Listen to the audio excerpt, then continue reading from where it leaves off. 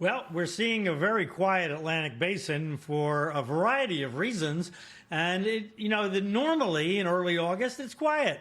Normally, things don't ramp up until the middle of August into later August. But the net of this season looks like it's going to be relatively quiet.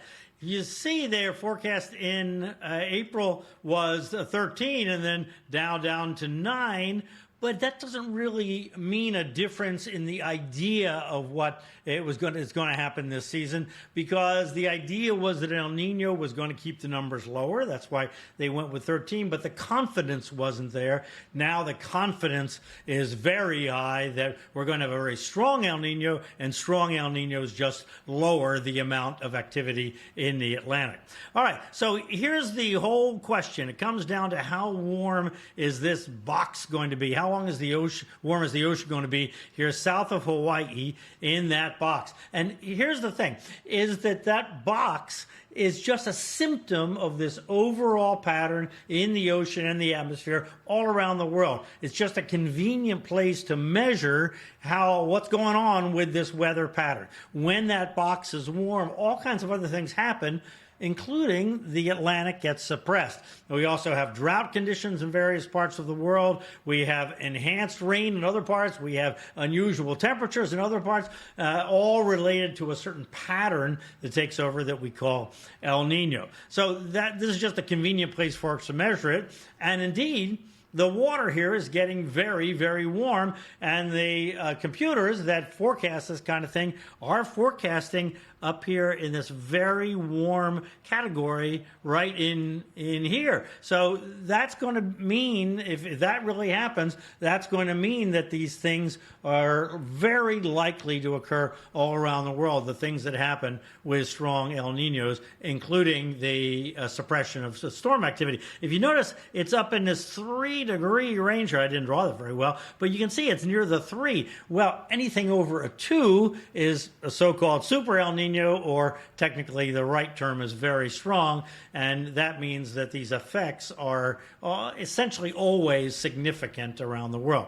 So here's the big one in terms of suppressing activity in the Caribbean. There you can see the reds and yellows and all. Notice that's at the high end of our scale here. So strong upper level winds means that any tropical systems that come in there are not able to develop. That means generally drought conditions, as a matter of fact, across the Caribbean, which can be a significant problem for the islands there. And notice that these winds kind of continue all the way out to here right now, and later on they're probably more like down in here. So that means as systems come off Africa, they run into those winds and they can't develop. It's kind of running a gauntlet for a system to get farther north. Now right now we also have out there dust. And we have a big dust flume here that's coming off of Africa and is spreading onto the west. When we look at the next few days, there it goes, spreading over to the Caribbean. Some of it next week may make it here into Florida, as a matter of fact. So that's holding back any kind of activity